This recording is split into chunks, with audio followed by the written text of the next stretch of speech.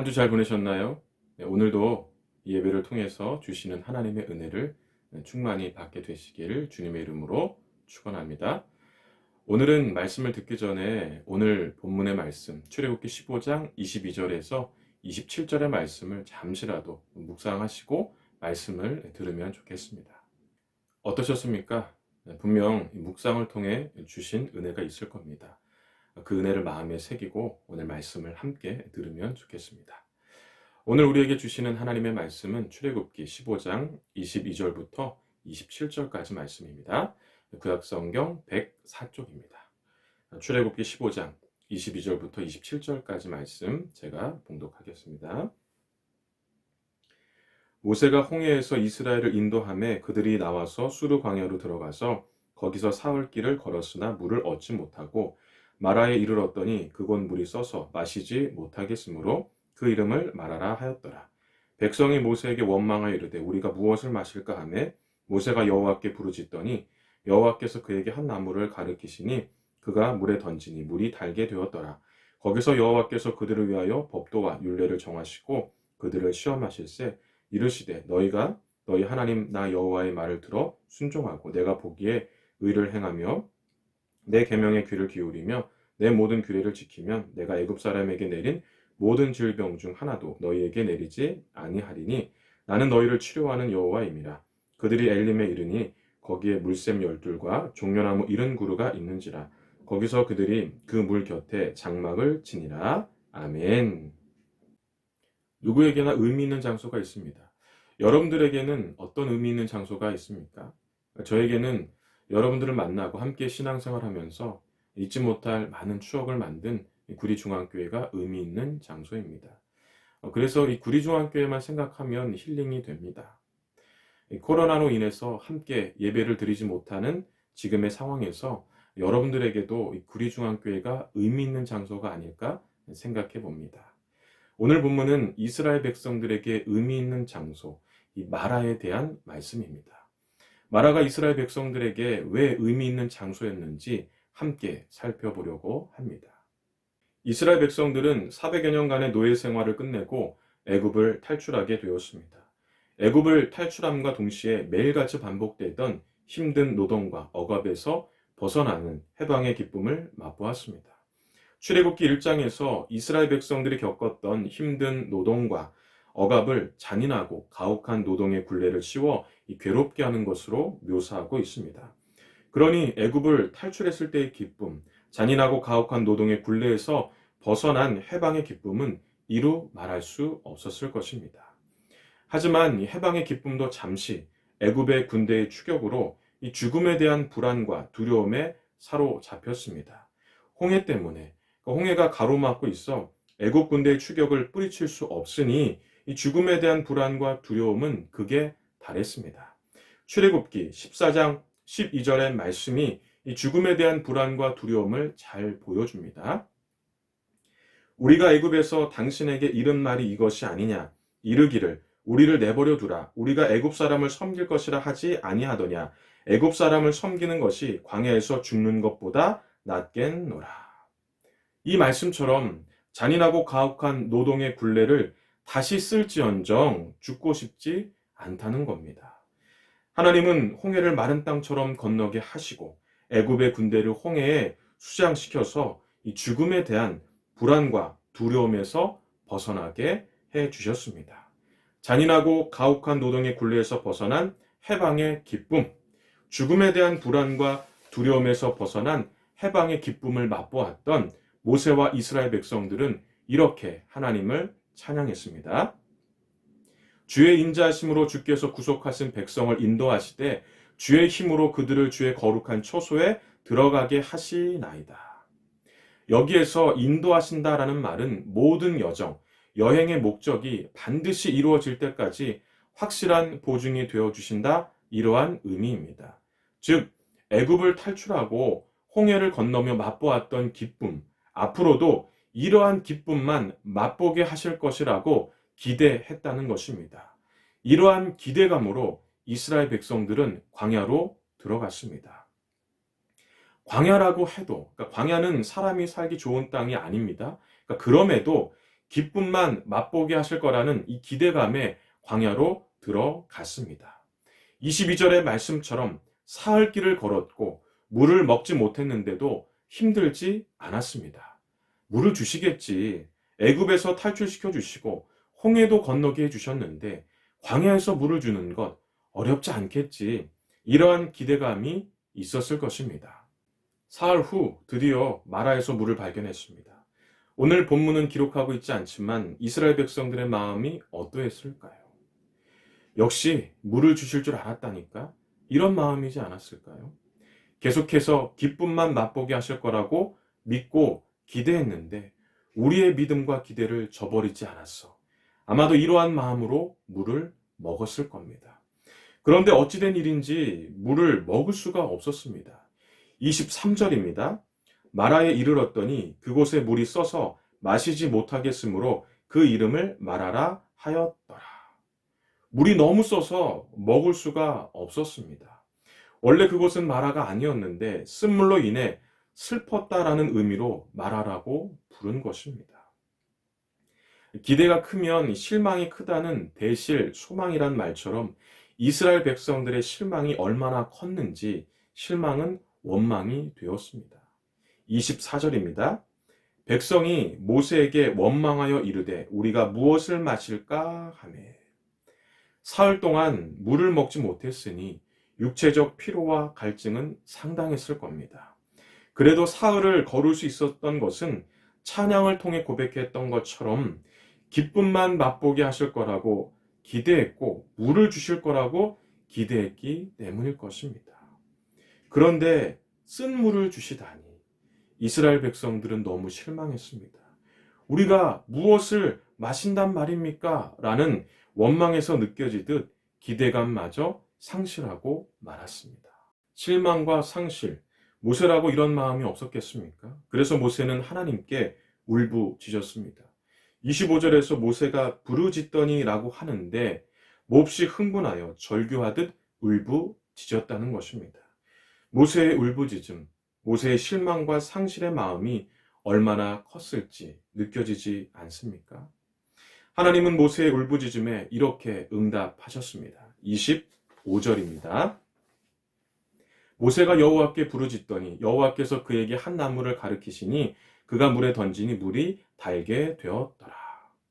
하나님께서는 한 나뭇가지를 가리키셨고 모세는 그 나무를 가져다가 물에 던졌습니다. 그때 물이 달게 되었습니다. 여기서 이 달게 되었다는 말은 히브리어로 마타크인데 마타크는 이 달다라는 뜻 말고도 재미있다, 즐겁다, 기쁘다 라는 뜻도 있습니다. 그러므로 이 달게 되었다는 것은 쓴물을 먹을 수 있는 단물로 바꿔주셨다라는 의미만 있는 것이 아니라 앞으로 기쁨만 맛보게 하실 것이라고 기대했던 이스라엘 백성들의 기대를 저버리지 않겠다는 의미도 있는 것입니다. 이스라엘 백성들은 자신들의 기대를 저버리지 않겠다는 하나님의 말씀이 얼마나 위로가 되었겠습니까? 하나님은 이스라엘 백성들의 기대를 저버리지 않으시겠다라고 위로하시면서 이런 말씀을 하셨습니다. 26절입니다. 이르시되 너희가 너희 하나님 나 여호와의 말을 들어 순종하고 내가 보기에 의를 행하며 내 계명에 귀를 기울이며 내 모든 규례를 지키면 내가 애굽 사람에게 내린 모든 질병 중 하나도 너희에게 내리지 아니하리니 나는 너희를 치료하는 여호와입니다. 치료하는 하나님으로 함께 하시겠다는 겁니다. 모든 질병으로부터 치료하겠다는 것은 광야에서 겪을 수 있는 육체적 질병뿐 아니라 마음의 상처까지 곧 광야에서 겪을 수 있는 모든 슬픔으로부터 치료하시겠다라는 의미입니다. 물론 또다시 육체적 피로와 갈증이 상당해지면 실망하고 하나님을 원망할 수도 있습니다. 마라의 쓴물 앞에 마음이 상하고 슬픔을 당했던 것처럼 광야의 쓴맛을 보고 마음이 상해 슬픔을 당할 수도 있다는 겁니다. 그러나 하나님은 마라의 쓴물을 달게 하셨듯이 광야에서 치료의 하나님으로 함께 하시겠다는 겁니다. 광야에서 겪을 수 있는 모든 슬픔으로부터 치료하시겠다는 것입니다. 그런데 하나님은 한 가지 부탁을 하셨습니다. 하나님의 말씀에 순종할 것을 부탁하셨습니다. 하나님의 말씀에 순종하라는 것, 하나님을 떠나지 말라는 겁니다. 하나님을 떠나지 않는다면 광야에서 당하는 모든 슬픔으로부터 치료해 주시겠다는 것입니다. 하나님은 지금 이스라엘 백성들에게 약속을 통해 위로하고 있는 것입니다. 하나님은 약속을 통해 이스라엘 백성들을 위로하시고 엘림으로 인도하셨습니다. 약속을 통해 위로하시고 인도하셨던 엘림은 어떤 곳이었을까요? 27절입니다. 그들이 엘림에 이르니 거기에 물샘 열둘과 종려나무 70그루가 있는지라. 거기서 그들이 그 물 곁에 장막을 치니라. 엘림에는 물샘 열둘과 종려나무 70그루가 있었습니다. 물샘 열둘은 이스라엘 백성들이 충분히 먹을 수 있는 물입니다. 종려나무 70그루는 이스라엘 백성들이 충분히 쉴 수 있는 그늘입니다. 그러면 왜 엘림으로 인도하셨을까요? 25절에 보면 마라의 쓴물을 단물로 바꿔주셨을 때 이스라엘 백성들이 단물을 먹었더라라는 말은 없습니다. 추측컨대 이스라엘 백성들이 먹기에 충분하지 않았기 때문에 이스라엘 백성들이 단물을 먹었다는 말, 이 말이 없는 것이 아닐까요? 만약 단물을 충분히 먹을 수 있었다면 27절의 말씀처럼 그 물 곁에 장막을 쳤을 것입니다. 단물을 충분히 먹을 수 있었다면 엘림으로 인도하실 필요가 없었을 겁니다. 위로와 약속, 분명 하나님께 주시는 것이기 때문에 이스라엘 백성들에게는 힘이 되었을 겁니다. 그러나 위로와 약속은 눈에 보이는 것은 아닙니다. 과연 눈에 보이지 않는 위로와 약속만으로 이 피부로 체감할 만큼 큰 힘이 될 수 있었을까요? 사실 대부분의 사람들은 눈에 보이지 않는 것, 또 눈으로 확인할 수 없다고 생각하면 믿지 않으려고 합니다. 여러분들은 어떻습니까? 예를 들어 사랑해라는 말만 들어도 사랑이 느껴지십니까? 사랑을 피부로 체감할 수 있습니까? 만약 말만 들어도 사랑이 느껴진다면 대단한 겁니다. 사랑하면 무엇인가 해주고 싶은 마음이 드는 것은 자연스러운 겁니다. 그래서 요한일서 3장 18절은 이렇게 말합니다. 자녀들아, 우리가 말과 혀로만 사랑하지 말고 행함과 진실함으로 하자. 하나님은 이스라엘 백성들을 엘림으로 인도하셔서 마라의 쓴물을 단물로 바꿔주시면서 하셨던 위로와 약속을 피부로 체감할 수 있도록 하신 겁니다. 즉, 하나님은 말로만 위로하시고 약속하시는 분이 아니시라 위로와 약속을 반드시 실현해 주시는 분이시라는 것을 보여주신 겁니다. 이스라엘 백성들에게 말하는 자신들의 기대를 저버리지 않는 하나님의 위로가 있는 곳입니다. 광야에서 당하는 모든 슬픔을 치료해 주시겠다는 약속이 있는 곳입니다. 이러한 위로와 약속을 실현해 주시는 곳입니다. 여러분들은 이스라엘 백성들에게 마라와 같은 의미 있는 장소가 있습니까? 여러분들의 기대를 저버리지 않는 하나님의 위로가 있는 곳, 인생에서 당하는 모든 슬픔을 치료해 주시겠다고 약속하신 곳, 이러한 위로와 약속을 실현해 주시는 곳이 있습니까? 혹 장소가 아니어도 여러분들을 위로하고 슬픔을 치료하여 회복을 주는 누군가가 있습니까? 예수님의 제자 마태는 여러분들을 위로하고 슬픔을 치료하여 회복을 주실 수 있는 분을 이렇게 소개합니다. 수고하고 무거운 짐진 자들아, 다 내게로 오라. 내가 너희를 쉬게 하리라. 나는 마음이 온유하고 겸손하니 나의 멍에를 메고 내게 배우라. 그리하면 너의 마음이 쉼을 얻으리니. 상한 갈대를 꺾지 아니하며 꺼져가는 심지를 끄지 아니하기를. 그분은 짐을 대신 져 주시겠다고 위로하시고 상한 갈대를 꺾지 않겠다라고 약속하시고 쉼을 주신다라고 합니다. 위로하고 슬픔을 치료하고 회복을 주신다고 하는데 이분이 누구입니까? 바로 예수님이십니다. 이왕이면 여러분들의 기대를 저버리지 않는 하나님의 위로가 있는 곳, 인생에서 당하는 모든 슬픔을 치료해 주시겠다라고 하는 곳, 이러한 위로와 약속이 실현되는 곳을 만드시고 그곳에서 위로해 주시고 슬픔을 치료하여 회복을 주시는 예수님을 만나셨으면 좋겠습니다. 무엇보다 이 예배가 마라와 같은 곳, 예수님을 만나는 곳이 되었으면 좋겠습니다. 코로나로 인해 많이 힘드시죠? 조금만 더 참고 기다립시다 라는 말도 8개월 정도 들으니까 위로가 되기보다 몸과 마음을 더 지치게 하는 것 같습니다. 이러한 때 이 예배가 비록 함께 모여 예배 드리지 못하더라도 마음을 다해 드리는 이 예배가 마라와 같은 곳이 되고 예수님을 만나는 곳이 되었으면 좋겠습니다. 그래서 우리의 기대를 저버리지 않는 하나님의 위로를 얻고 인생에서 당하는 모든 슬픔을 치료받고 온전한 회복을 경험하게 되시길 바랍니다. 예배를 통해 이스라엘 백성들이 마라에서 누렸던 은혜를 누리는 여러분들이 되시길 주님의 이름으로 축원합니다. 기도하겠습니다. 하나님 아버지 감사합니다. 이렇게 예배를 드리고 하나님 말씀을 듣게 하시니 감사합니다.